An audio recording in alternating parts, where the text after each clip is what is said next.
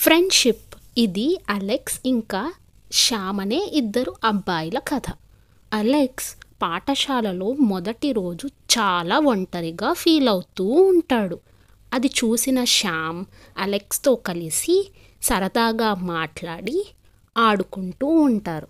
అయితే ఆటలన్నీ అయిపోయిన తరువాత వాళ్ళు గార్డెన్లో విశ్రాంతి తీసుకుంటూ స్నాక్స్ తింటూ ఉంటారు. ఈ విధంగా వాళ్ళ ఫ్రెండ్షిప్ కొన్ని రోజులకి బాగా పెరిగిపోతుంది. అయితే ఒకరోజు అలెక్స్ అండ్ శ్యామ్ సాయంత్రం కలిసి ఆడుకుందాం అనుకుంటారు. కానీ శామ్కి వేరే పని ఉండి అలెక్స్తో ఆడుకోలేకపోతాడు.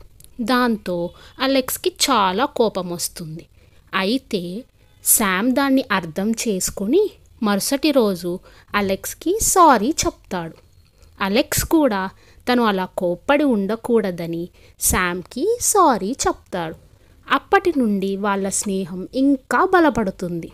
ఇద్దరూ కలిసి పెరిగి పెద్దవాళ్ళవుతూ వాళ్ళ స్కూల్ డేస్లో కూడా వాళ్లకు ఎదురైన కష్టాలని ఒడిదుడుకులని ఎంతో సఖ్యతతో ఎదుర్కొంటారు.